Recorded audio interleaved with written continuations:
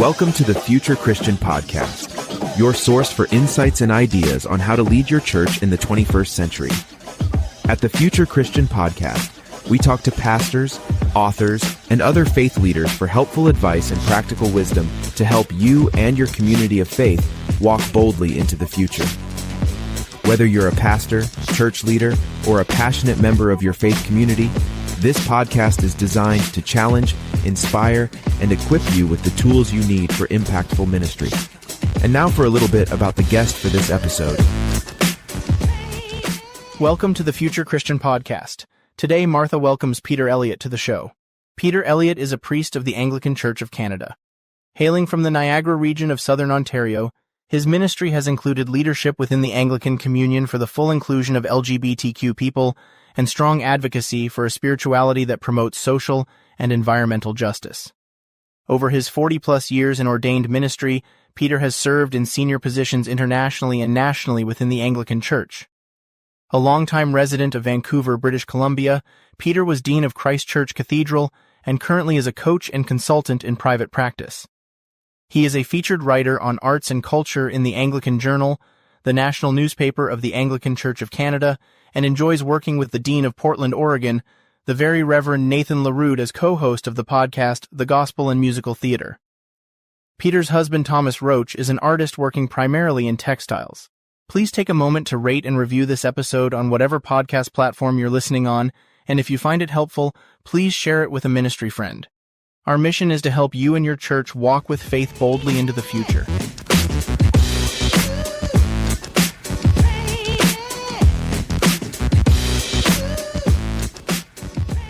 Welcome to the Future Christian Podcast. I am the co-host of Future Christian, Martha Tatarnic.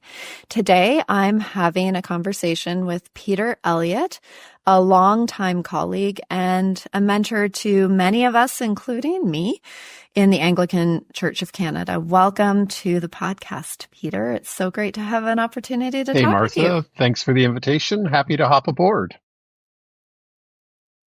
Now, we know each other from way back and all kinds of, various family connections across the Anglican Church and so on and so forth. But many of our listeners certainly don't know you. So we're going to start with some opening questions and give our listeners an opportunity to get to know you a little bit. So, Peter, what was the faith context in which you were raised? Well, you're in St. Catharines, Ontario. I grew up in St. Catharines, Ontario, born in 1954. You sure did, right. And into a family very connected in the life of the church. I guess the deep values of our family were spirituality, music, education, and family. So my mom and dad were both very, very involved at Grace Church St. Catharines. I was born in 54, so I'm a baby boomer, and that part of St. Catharines, which now looks old, down around Geneva Street and so forth, was new suburbs, and Grace Church was a new church, and they were both very involved. My dad had been involved in the Anglican Young People's Association, the AYPA, famous organization in its time, as Dominion president. And so he went, for example, as a youth delegate to the First World Council of Churches in Amsterdam in 1948, heard Karl Barth. And I think from that experience and from his sort of national, international experience as a lay leader, he was a financial executive, got a broad vision of the church, very progressive vision, rooted in spirituality. And so he brought that home with him. My mom's origins, although they met in the Anglican Church, their mothers knew each other when they were pregnant with each other, had veered into evangelical Christianity. And so she was very at home in more of the Plymouth Brethren tradition, although she was a good Anglican through to her dying day. And those influences came in. So our family spent a lot of time in church. I was a boy soprano, and so sang in choirs, studied with Eric Dowling, who was the organist and choir master at your parish, St. George's St. Catherine's, for many years. He was my... Yeah, we shared a few organists and choir masters who moved around our churches. So singing, church involvement, that was all very important. And in high school, I got involved with the evangelical movement, the Jesus people. I'm that old. The charismatic renewal movement, and was a bit of a Jesus freak in high school. I did not know that about you, Peter. Yeah. And so those influences were also very important. And then I got to university. I was really seeking to get away from God. And I found the more that I read, the more that I wrote, I was thinking theologically. I mean, language I'd put around it now. And so went to seminary. But that's early influences were St. Catherine's, Anglican Church, international progressive Christianity, and the evangelical charismatic renewal movement. Yeah, those are some really great pillars of influence and context. And you've teed up my next opening question, which is, why don't you tell us a bit about your calling? Well, found yourself going to seminary after trying to get away from God. So my mother, were she here, may she rest in peace, bless her heart, would probably pull out embarrassing photos of me playing church as a kid. Mm-hmm. My grandfather, her dad, built me a pulpit when I was 8 years old. It's still in our house. And so from early years, I had wondered about whether or not God was calling me into the life of the church as a priest and that sort of thing. Late high school, my best friend was killed in a plane crash. Suddenly, he was involved with the Niagara Flying Club, co-piloted small planes. The plane was lost, found no survivors.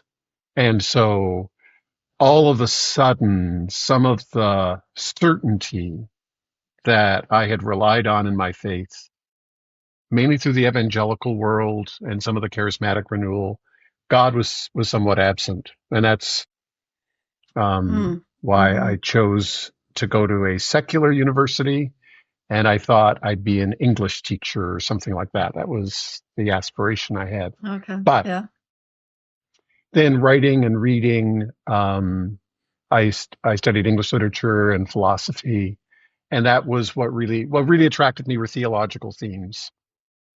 And God's great trick on me. I went to Trent University in Peterborough, Ontario, thinking it was a really secular university, not knowing that most of the faculty had been recruited from Trinity College in Toronto, and were more Anglican than Anglicans. And so everywhere I turned around, I was bumping into Anglicans. So I thought I'd go to seminary. The bishop at the time was encouraging some of us to go to study in the U.S.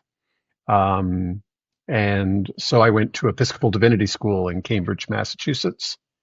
And that was an eye-opening experience. Went thinking I'd study theology, but I really wasn't sure about ordination.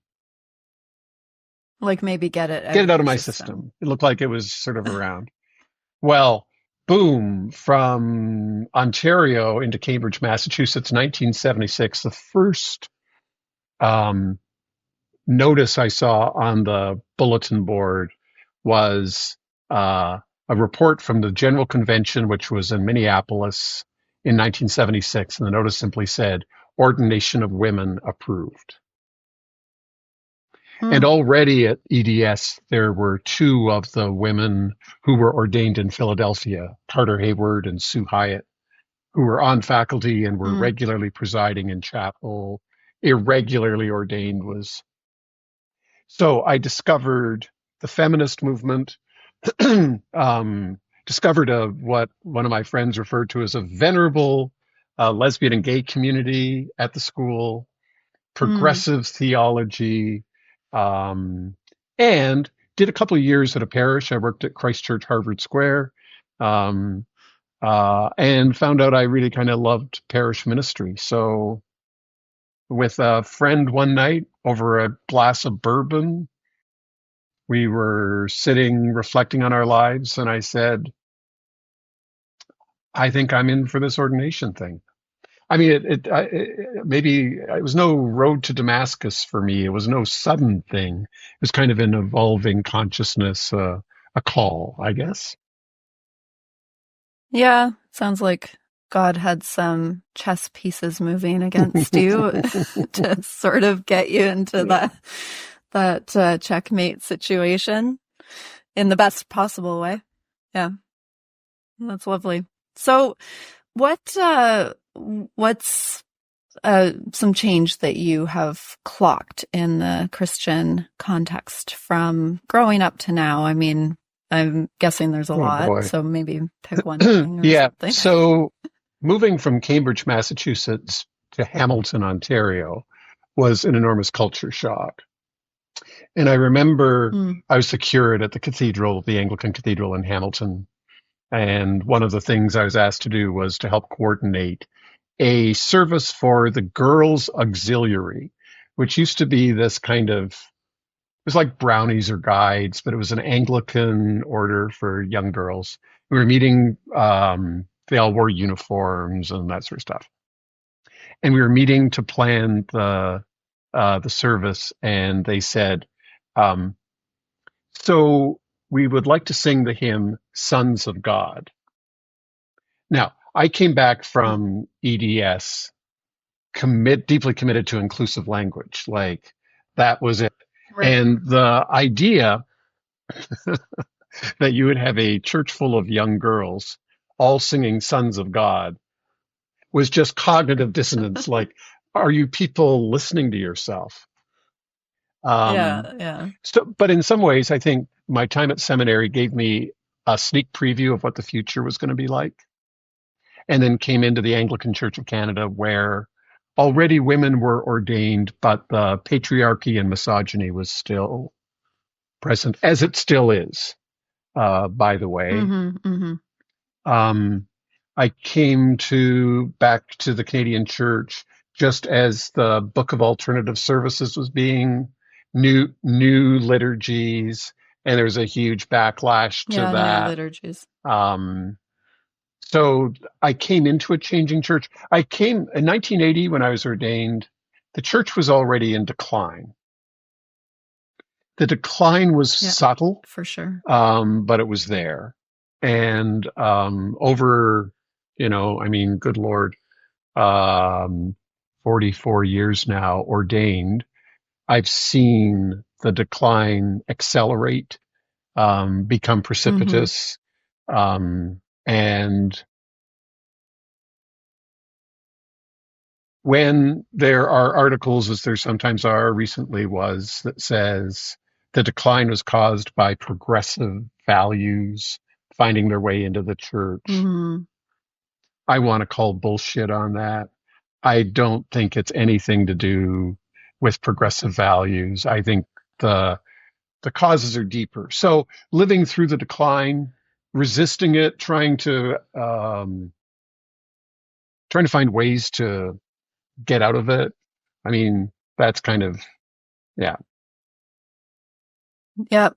Those are definitely some overarching themes. And I think that you're absolutely right. I take issue when people like to point to a single thing and say, haha, that was what. If you hadn't ordained women, if you hadn't changed the King James Version, if you hadn't brought LGBTQ 2S+ queer folks in, I mean, yeah. Yeah. No. Yeah. Yeah, totally. Okay. What is a spiritual practice that you are finding meaningful now? I'm not a contemplative. I'm kind of bad on all that, sitting and thinking about God stuff. And I feel badly about that, but, I don't think you can You can't by force of will become a contemplative, in my humble point of view. I feel like God has room for us non-contemplatives That's as such a well. relief, Martha. Thank you. You know? Yeah. I feel like God loves us too. I'm banking on it. Oh, I'm good. banking. Me too.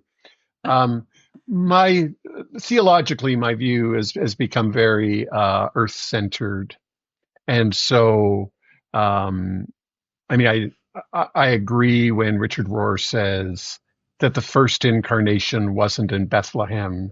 The first incarnation was the Big Bang, when divine energy materialized. That's And that's beautiful. something. And so every tree, Yeah. every plant, every animal, all of life discloses the mystery of God.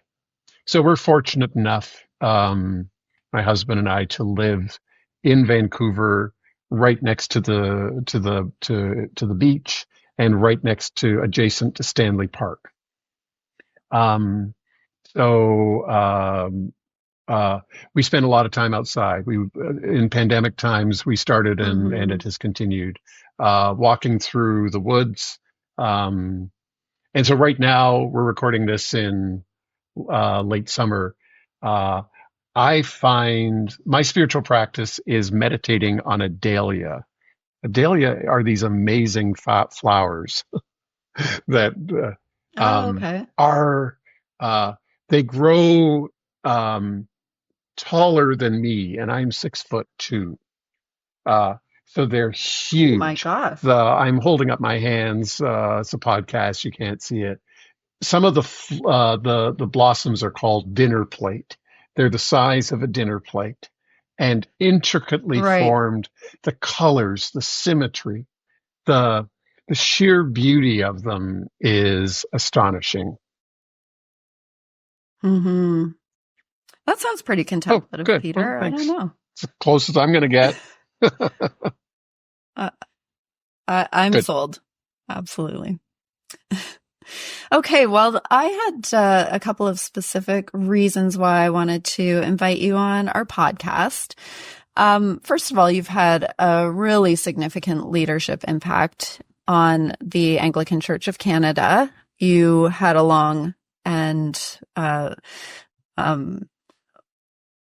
well-respected career in leading a flourishing cathedral church in Vancouver. You now continue to have an impact as you offer coaching for people currently on the ground in Christian leadership. And also in semi-retirement, you're continuing to do some new and creative things, including a podcast whose content speaks to me, the Gospel of Musical Theater. So we're going to get into all of those pieces of interest for me and for our listeners. But I think it's really helpful to just start by talking about a few takeaways that you might offer those who are currently in the trenches in Christian leadership from your very full and successful run in parish ministry. What were some of the biggest learning curves for you? Oh boy. In parish ministry specifically, I was dean of Christ Church Cathedral, Vancouver for 25 years. And now I do sort of popping into parishes from time to time at the bishop's request, helping out here and there. Reading the culture, like in adaptive leadership theory, they talk about what are the artifacts of culture in a congregation. And some of that is are things like furniture, processes of decision making, that sort of thing. Another part are the human documents, the human beings who make up congregations, and the way they have figured out, how to be church in our time. So that's a learning curve. I mean, it just takes years. I followed a number of luminaries at Christ Church Cathedral in Vancouver, Herb O'Driscoll, now of blessed memory, Jim Cruikshank, Michael Ingham, So there was my first rector's warden, 10 years after I started, introduced me to one of her friends as the new dean. So it had this, had a kind of a long memory, and finding a way in wasn't always easy in early days. The early days at the cathedral were hard. I was a bit of a change agent, so that was difficult. But then once I kind of absorbed the culture and became part of it, really, by the end, very much a part of it, maybe too much after 25 years. Then it was like I caught sail. And things clicked. Now, that doesn't mean it was all beer and Skittles, dear Lord. I mean, every day was a new set of problems and conflicts and difficulties and all that sort of stuff. But I get to summarize, reading the culture, knowing the people,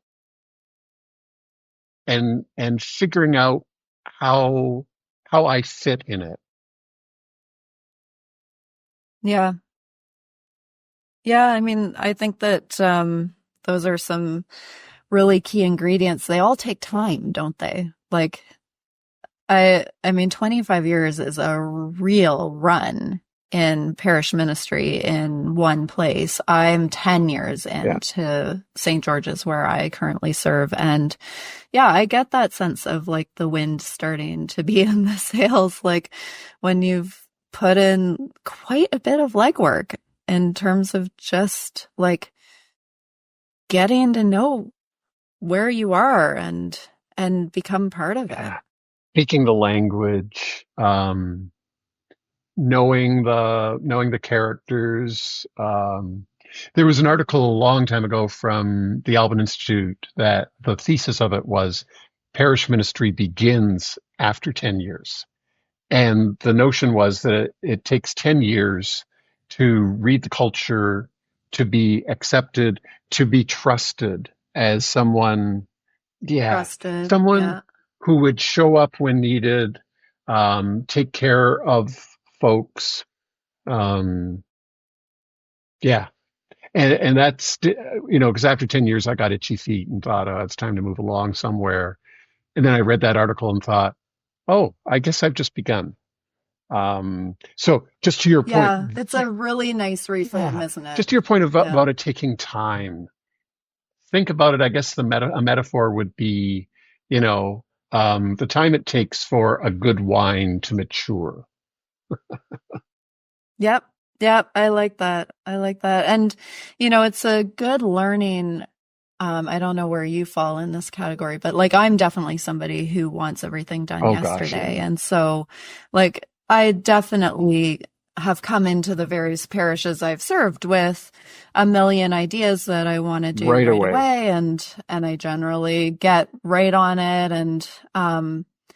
And like, yeah, good ministry needs to sort of grow at the speed of relationship building, and that's pretty slow. And and like, that's not at all a slight against getting things started and trying new things and so on. I mean, I'm a big fan of all of that, but I also just like, it does take time to build that trust and that knowledge. And are there things about parish ministry that are just completely different from what you thought 44 years ago when you were ordained? Like, what are the biggest surprises? Well, I mean, for me, the biggest surprise was getting involved in parish ministry because, because I'm gay, and in 1980, being openly gay in the life of the church was kind of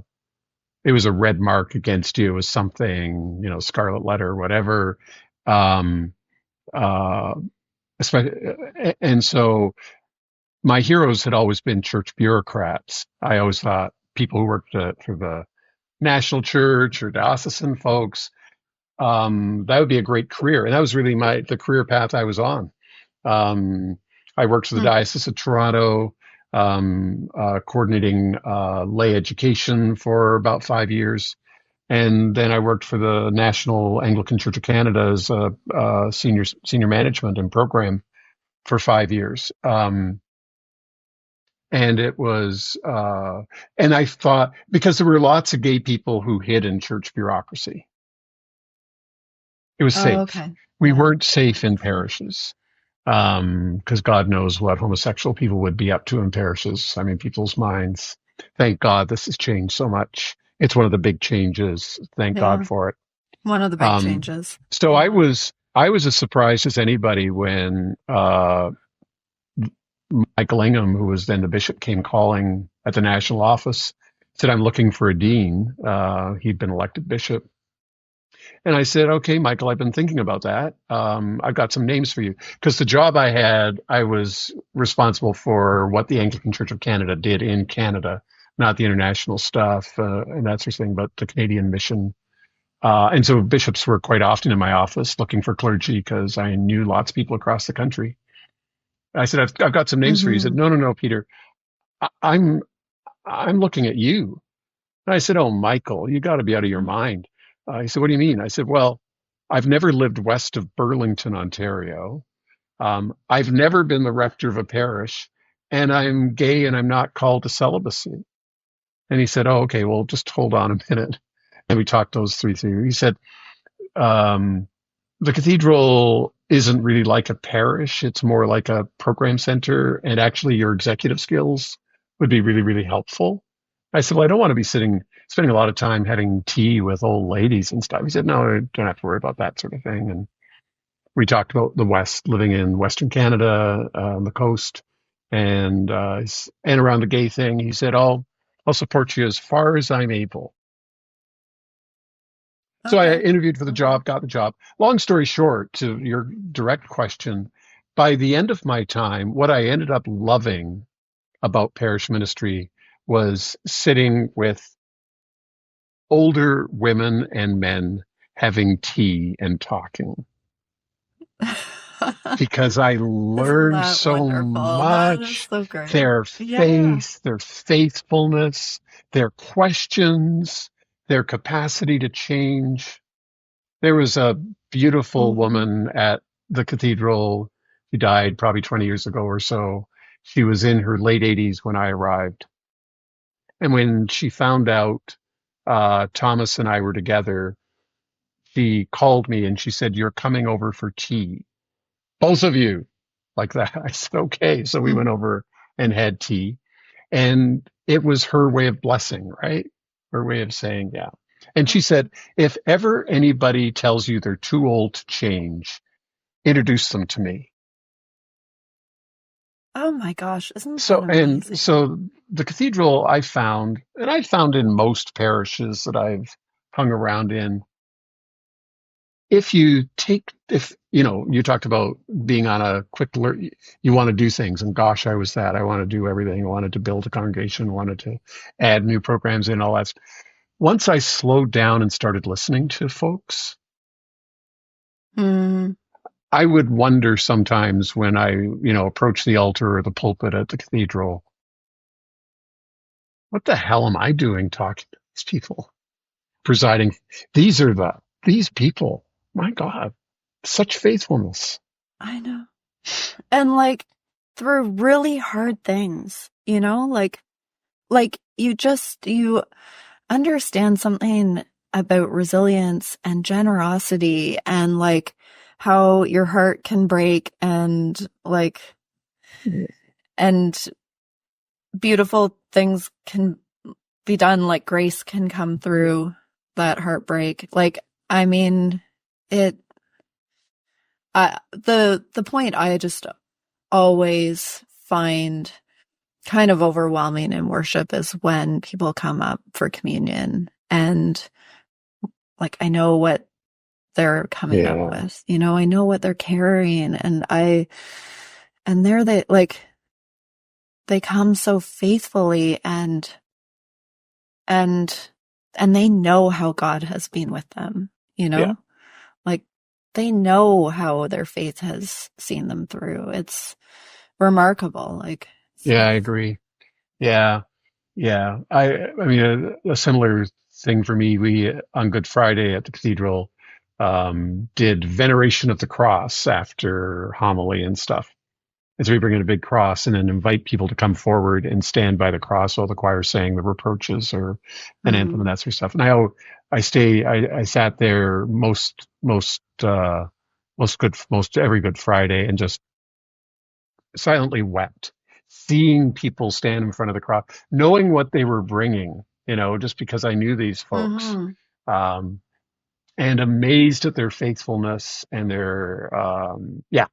So, I mean, I know parishes can be frustrating, and good God, pardon my language, there are some real assholes that you encounter in work in the church, and people who didn't like me, which I find impossible to understand why, but that is impossible. but people just we weren't on the same wavelength. That's fine.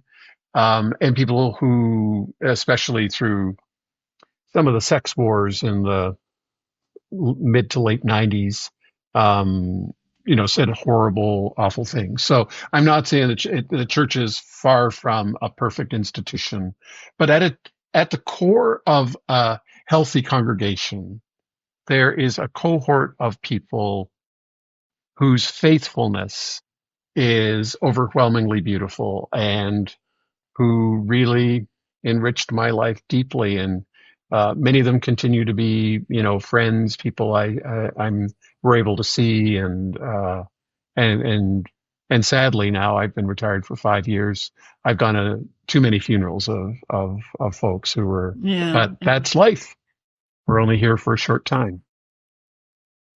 Yeah, that's right. I think that you've named a few things here, but are there any other ingredients that you would just want to name that help toward happiness and fruitfulness in ministry? Because you're right, the challenges are real. The grace is real, but the challenges are significant. Yeah. The hurt and the heartbreak that goes along with so many aspects of ministry, that can be significant. So anything else you just want to? Yeah, it's hard right now, I think, as the future, as we move into the future with the precipitous decline of institutional Christianity, certainly right across North America and Western Europe. It's different experience in Asia, different experience on the African continent, obviously. But with some exceptions, my heart goes out to clergy who are working these days, especially post-pandemic. It's been really hard to get back. And the stresses that brings out around finance.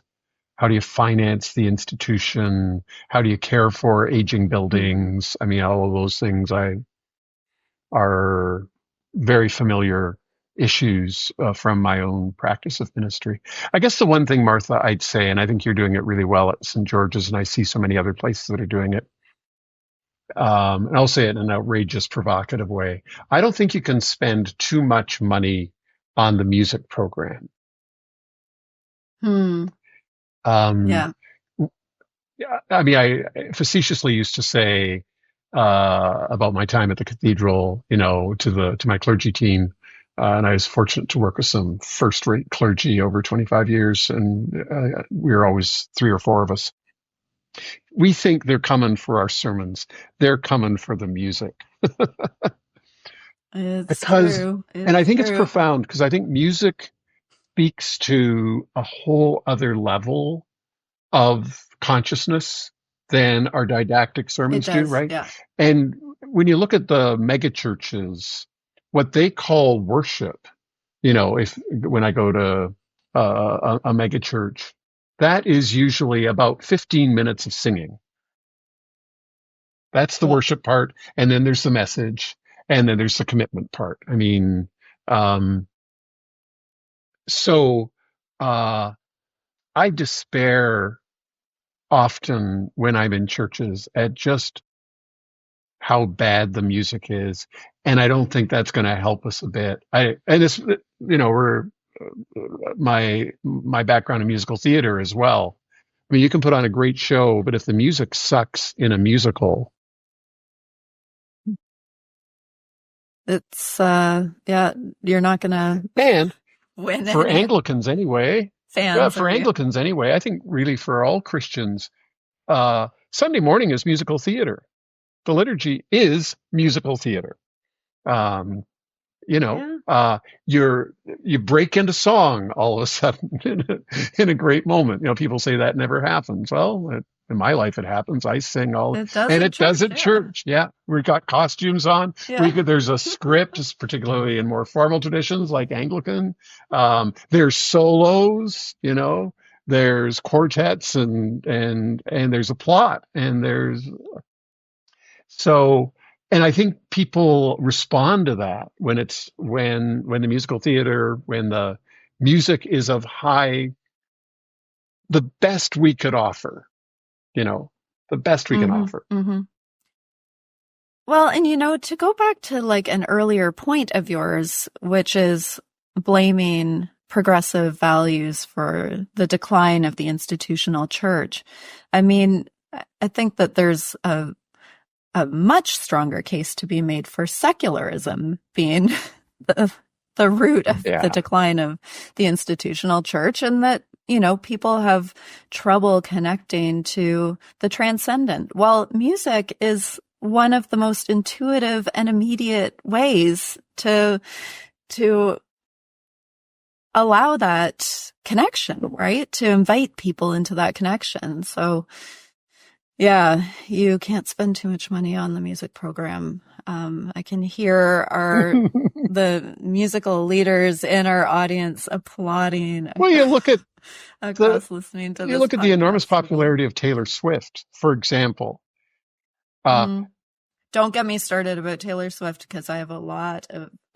I do too. But I mean, her concerts are religious events in a whole. And the music, I mean, people sing along. They know all the songs. They know the script. And on it goes with pop music. And I'm not saying we have to bring pop music into the church. I think it's a bad idea. But people's musical tastes are actually quite sophisticated in this postmodern era. Mm-hmm. And when they come to, a church that struggles through some 19th century Victorian hymns badly, I happen to like a lot of 19th century Victorian hymns. I'm that kind of church dweeb, but no wonder they stay away in droves. It's bad. Yeah, absolutely. Okay, well, we're going to circle back to musical theater in a little bit, but I do want to talk about clergy coaching, because you offer some coaching now. And I'm going to just give a bit of a preamble here, because I think that it's helpful for our listeners to know that I came to you for clergy coaching in 2021, right in the thick of the pandemic, a few years ago now. Yeah. I think for me, there were a few reasons why I felt like this would be a helpful step forward for me in ministry. COVID got me to be honest about some things that maybe I wasn't being completely real about, including some struggle with burnout. There was also just something about all that, like enforced distance of COVID, that highlighted problems in our organizational structure, communication, that kind of thing, that had been easier to just overlook or ignore when we were seeing each other all the time, and that became quite problematic when we weren't in the same building. I think that there were two pieces around our time together in that coaching relationship that made the biggest difference to me in my leadership capacity. The first was just very basically the I've been there too dynamic. That you are somebody who can speak out of your own experience of leadership. You're not candy coating anything. I felt like my struggles were normalized. I felt like there were things that I could open up and name because I didn't feel as isolated in those struggles.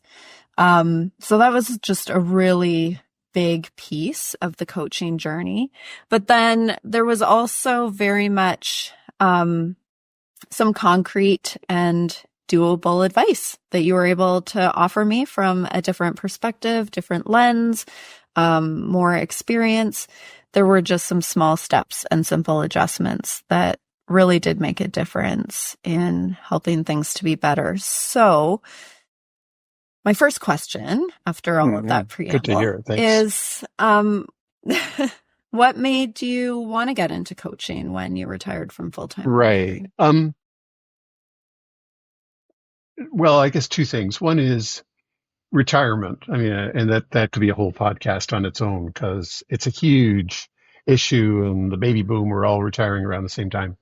So retirement doesn't mean you stop living or stop ministering. And I kind of knew what I didn't want to do. I didn't want to do like long-term interims, filling in. I do a little bit of that, but not a lot. And I've always been interested in clergy development, partly working with so many curates and associates over the years, and as dean in the diocese. I had a fair bit to do with clergy appointments and all that sort of stuff. So curious about that. And I, I enjoyed sitting in the homes of elderly people drinking tea and hearing about their lives. One of the things I did a lot at the cathedral, which I didn't think I was going to do, was being in my office available to people who, and I thought, well, what do I like to do? I like listening to people. I'm fascinated with human beings and what makes them tick. And I had been helped at various levels, various periods over my ministry with coaches, therapists, that sort of thing. So I thought, I could do that. So did a little deep dive into how you do that and got trained. Did training with the Neuro Leadership Institute out of New York, who were really fascinating. They put together kind of brain science and good coaching, and got accredited and all that sort of stuff. That took a couple of years to do all of that. I had to sit an exam, a 3-hour exam. My God. Wow. I know I hadn't had an exam for like 45 years, almost 50 years. I hadn't sat in an exam.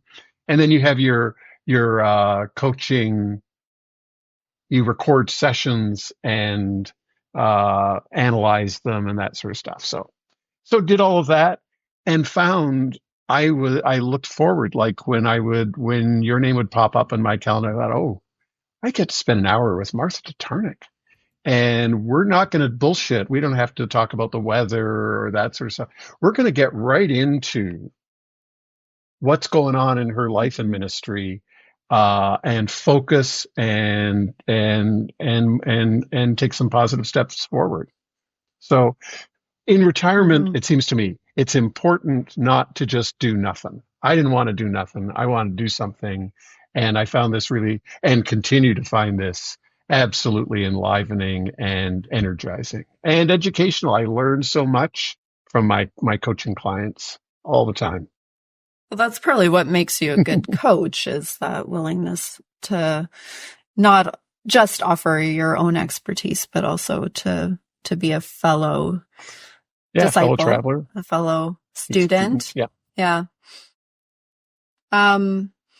So I feel like we've kind of touched on this a little bit, but what would you say are like the common pressure points across ministry as you listen to people like me? Yeah. Well, and you are in a unique and privileged situation where you have a large congregation of clergy colleagues that work with you, diverse. A lot of my clients are in small, struggling congregations. Um, they are the only priest there, and it's just lonely, right? And it's so I think one of the things that makes coaching valuable for folks is the opportunity to have a serious, full and frank conversation with somebody about exactly what's going on, be heard, be seen, and to think through what you want. The other is, and I sure know this from my own experience, people people have no idea. Like, I think I love lay people, and we've talked about how wonderful they are.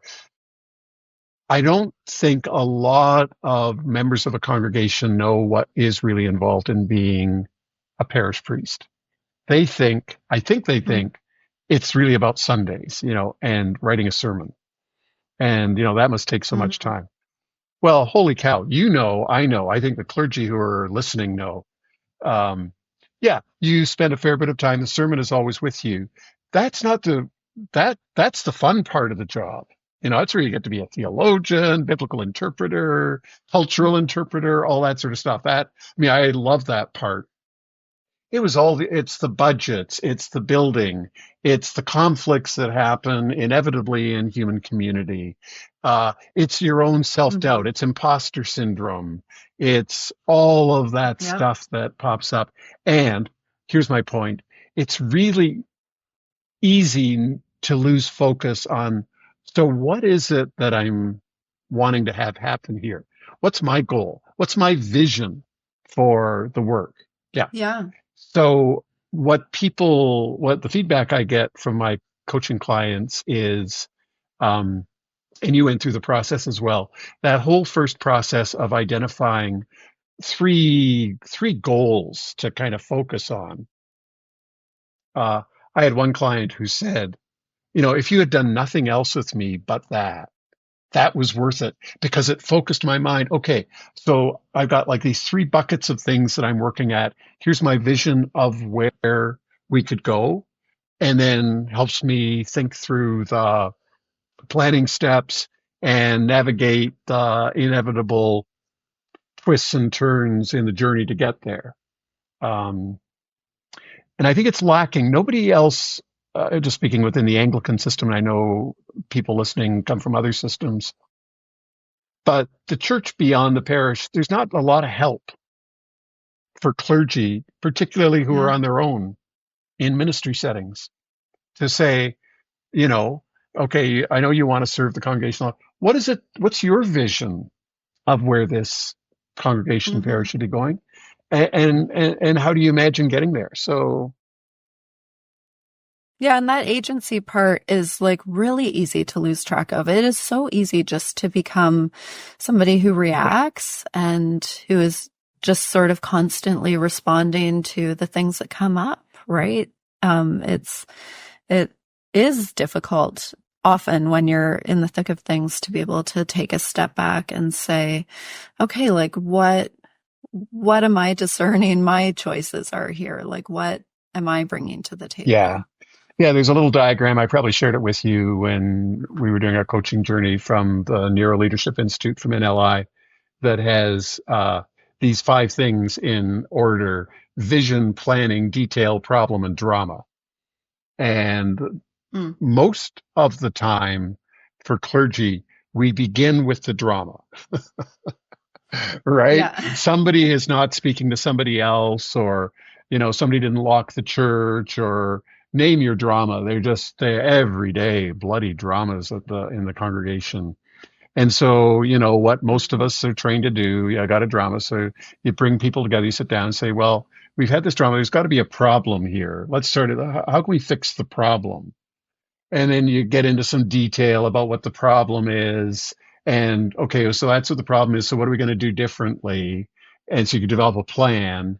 And often in the midst of all that, someone will say, but what is it we're trying to do in the first place? The vision.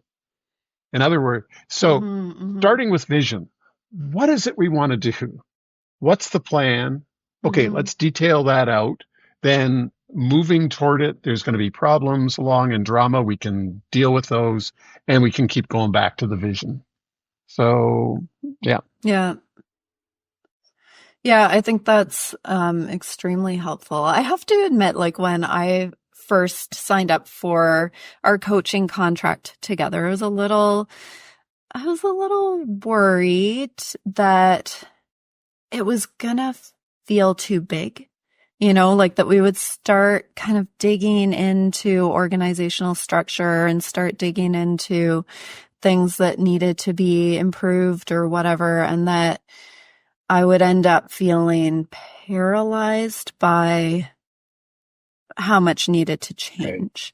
Right. And, I think that can be like a reason why people fear change, to be honest, because like what if it's just too much? What if it's like everything? I feel like you were great about being able to identify each time that we met, like one or two bite-sized concrete actionables, exactly.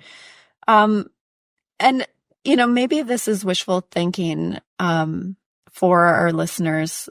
We usually don't subscribe to the idea that there's actually magic bullets in ministry, but are there any like just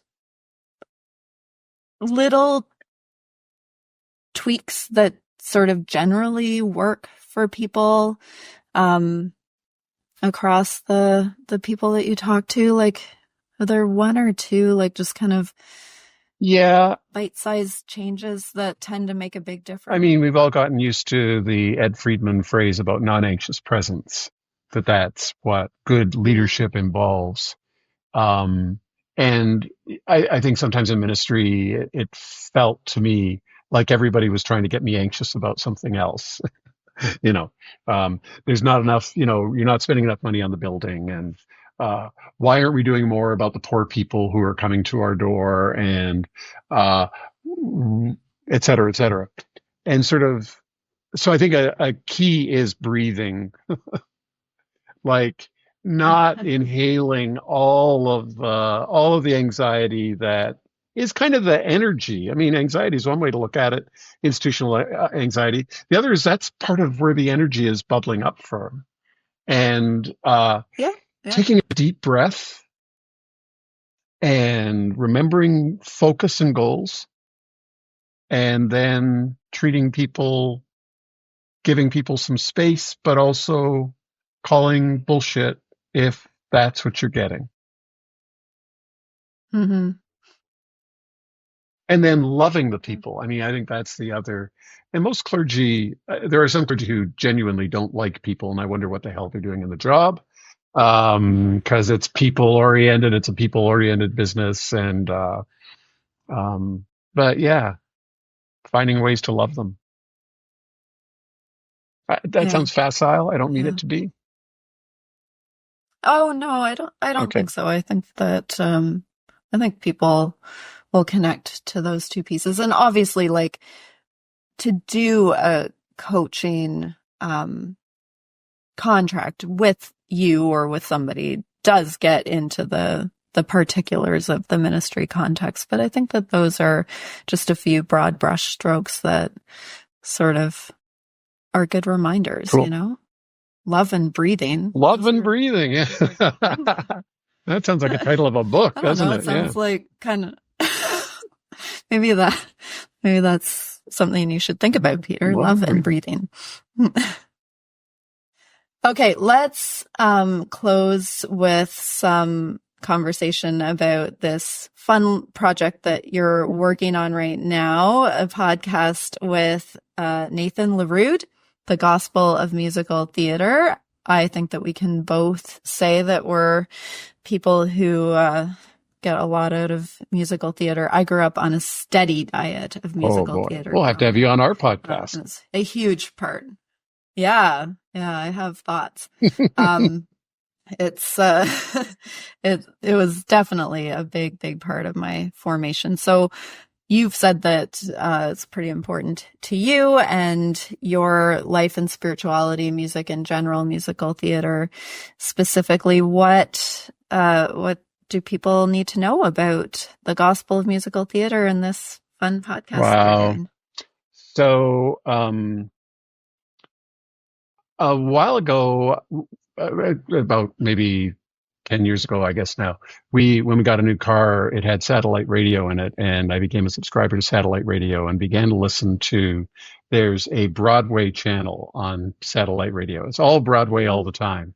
When I first started listening to it, every Monday was Merman Monday. It was all Ethel Merman all the time. And it helped me.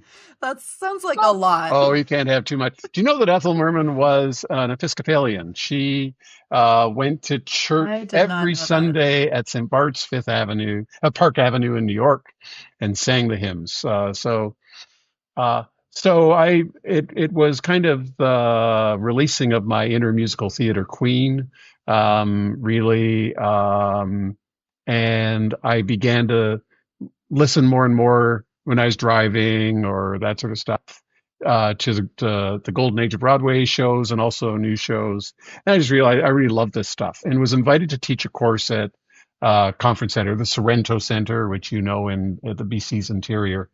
And I taught there a lot, taught courses on the Gospel of John and the Eucharist and René Girard and all that sort of stuff. And they said, what do you want to do? And we were actually in Hawaii, and I thought, what if you looked at musical theater as a way for the gospel to be interpreted? And so my mind started going that way. Nathan, who's the dean of the cathedral in Detroit, was coming. I invited him to preach at the cathedral here in Vancouver. Met him at the airport. We went out for lunch and caught up on news. He said, what are you doing? And so one of the things I'm doing is sort of think about this course called the Gospel of Musical Theater. I don't know what I'm going to do. But he said, oh, then we went out for dinner and we ordered drinks. And he said, what shows are you thinking of covering? And I said, well, of course, we'd begin with Rodgers and Hammerstein, probably Oklahoma, and work our way through. That began a conversation that was 2019 that we haven't stopped having. Yeah, he ended up co-teaching the course with me at Sorrento. He's also a musical theater queen. In fact, the tagline of gospel musical theater is Cathedral Deans and Musical Theater Queens, Nathan LeRud and Peter Elliott. So we are very out as queer gay men who love musical theater. And so we take a show like, we've just done this a number of times. We've seven seasons of our podcast are available anywhere you get your podcast, Gospel Musical Theater. Take a show like My Fair Lady, and begin to tease apart what's going on there and look at the gender politics of it. Look at where gospel comes, the transformation of Eliza, but also what a horrible, horrible, horrible person Henry Higgins is. We were the first time we taught at Sorrento, we trashed My Fair Lady in terms of its gender politics, and there was this lovely woman from the interior who was sitting in the front row and hanging on our every word, and she burst into tears. She said, "I love that show, and you guys have just wrecked it for me." But we look at Oklahoma, for example, which has to do, there's not an indigenous person in the musical Oklahoma. Yet Oklahoma was where all the many indigenous tribes, nations were put. It's a paean to statehood and really to white supremacy. We look at South Pacific and its absolute clarity about the need to end racial discrimination. We look at the King and I and talk about colonialism. So Nathan and I began this conversation, which we continue to have. In the pandemic, we offered the course at Sorrento, just before the pandemic at Sorrento, then in summer school at VST, and then the George Floyd Black Lives Matter thing that happened. And Nathan called and said, we need to do another version of this called Gospel Musical Theater, Race and Redemption. So we taught that at Vancouver School of Theology and at Trinity Cathedral in Portland and at Sorrento Center. And that's become part of the analysis that we bring to musical theater. So it's gospel, but, like Frederick Buechner says, the gospel has to be bad news before it's good news. So we also look at the way musical theater reveals the injustices and oppressions of our time and how gospel can speak into that. Wow. Wow. So we can find all 7 seasons wherever we get our podcasts. That sounds fantastic. I do have to just say, so we did Oklahoma in my high school, and we had such a forward-thinking drama teacher that she actually found a way of incorporating kind of an introduction to the musical that framed the Indigenous reality of, and that was in the 90s in rural Ontario. I just Nancy Lilleman, I'm not sure where she is now, but she deserves real props for finding a way of highlighting that in rural Ontario in Bless her heart. 90s through musical theater. It gave me goosebumps, right? When you were talking about it. I mean, I think one of the things Nathan and I say is we approach a show like in Oklahoma or My Fair Lady or whatever, or Urinetown or Hamilton or the Barbie movie, even as preachers would approach a biblical text,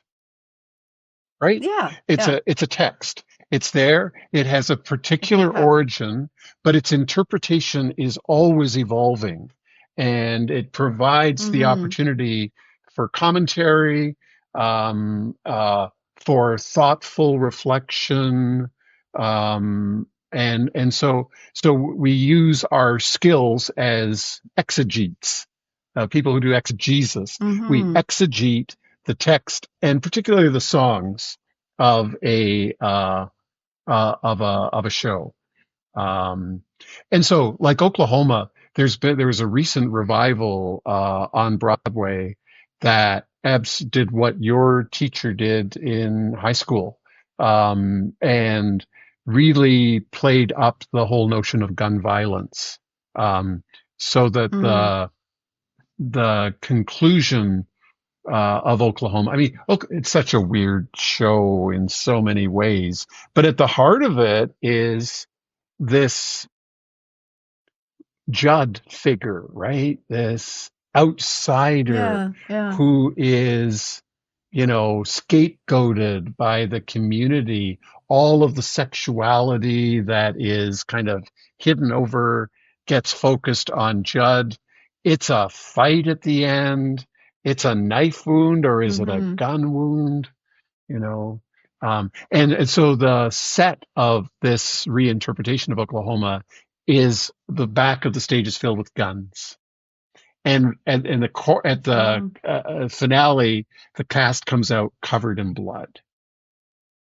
Right? Gosh. So all of a sudden, Oklahoma goes from being this sunny thing. I mean, when you're curly, when you're a blonde-haired, blue-eyed, hunky cowboy, everything's going your way. You're a boy in the West.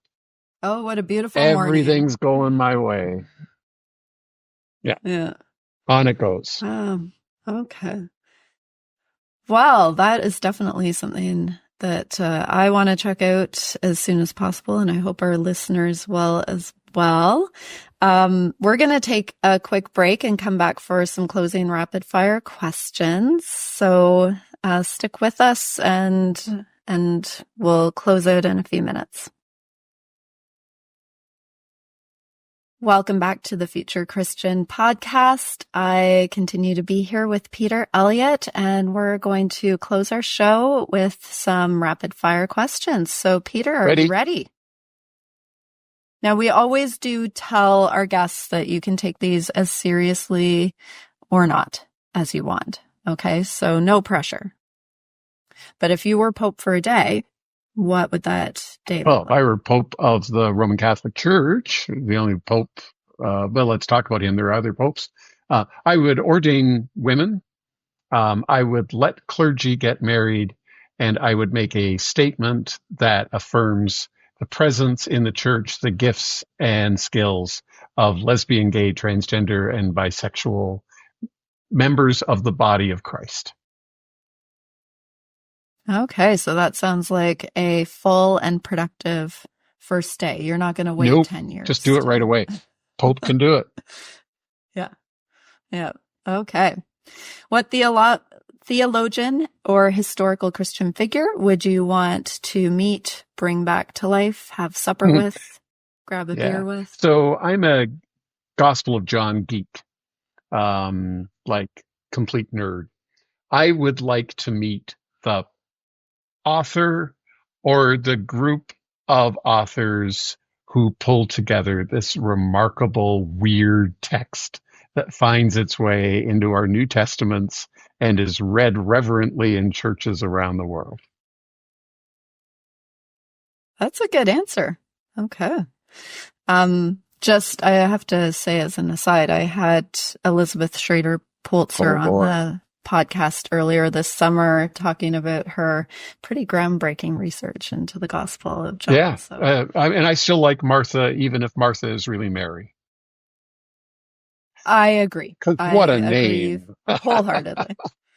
I know. Exactly.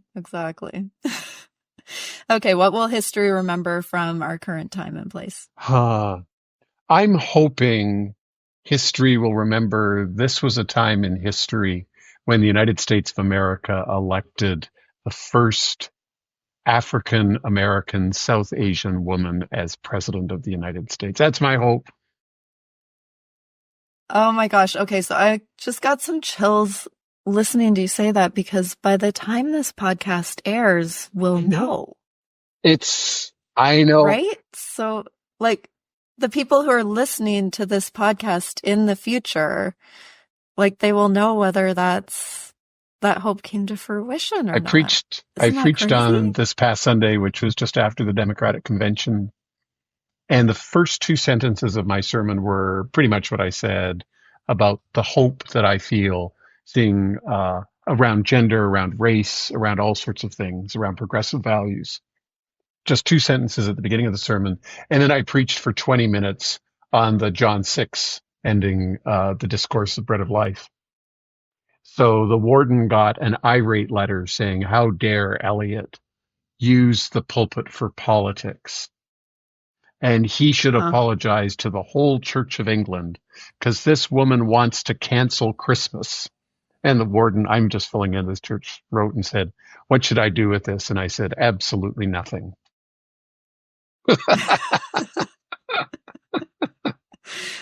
Yeah, I think that's fair advice. She wants to cancel Christmas. Oh, goodness. What are your hopes for the future of Christianity? You know, I'm part of a commission that in the Anglican Church of Canada looking at the future. And we were, there's about 10 of us. I'm the old guy on it. Most everybody is a generation or so younger than me. And we were meeting in Montreal, went to the cathedral for a noonday Eucharist. And there were like 15 people there in this big building. And we came back after and were reflecting on that and thought that's kind of a symbol of where the church is, you know, small gathered communities in spaces that are too big for us.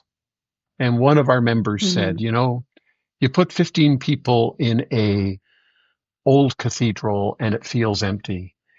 Bring 15 people around my dining room table and it's a crowd. Yeah. And that's I think the future of Christianity is, I don't know, who am I, but there's always going to be ways for followers of Jesus to meet around a table with the scriptures, a cup of wine, and a plate of bread, and say their prayers and tell the story and remember that Christ is with them and seek to serve the world. That's my hope that's my hope, is that continues. And I believe that will continue. I have absolute confidence that that'll continue. The institutional forms are going to slide away. Lots of them. I hope some are retained because I love the aesthetic. It speaks to me. But there's always going to be Christians who meet around bread, wine, and scripture and want to serve the world. Yeah. Yeah. That sounds hopeful and, like something beyond optimistic. It sounds like we can really trust in that. Yep. Where can people find more about you, Peter? I've been meaning to get a website up forever, and I haven't. If you Google Peter Elliott Priest, you'll find a Wikipedia page, and there'll probably be lots of links to sermons and things I've written in the Anglican Journal and articles here and there. Or you can just go to the podcast. Go to the podcast. What about coaching? No, I don't have a website. I don't have anything like that. Contact Martha, and Martha can give you, if people contact you through this podcast, you can give them my contact information. I started to develop a website, and I ran out of time because I was getting so many coaching clients. And then, so all my referrals are word of mouth. And okay. Send me an email. All right. Well, you heard it here on this podcast. Word of mouth continues. Thank you so much for your time today, Peter. Thank you for this, I think, fairly wide-reaching conversation and lots of different fun and insightful elements to it. I'm really grateful for your time. You're welcome. We always end with a word of peace. So, Peter, may the peace of God be with you. And you too, Martha. Thanks for the invitation. Always a joy to talk to you.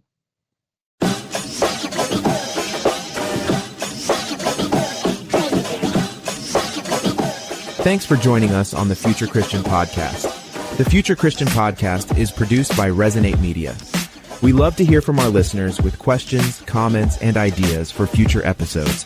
Visit our website at future-christian.com and find the Connect with Us form at the bottom of the page to get in touch with Martha or Lauren. But before you go, do us a favor. Subscribe to the pod to leave a review. It really helps us get this out to more people. Thanks, and go in peace.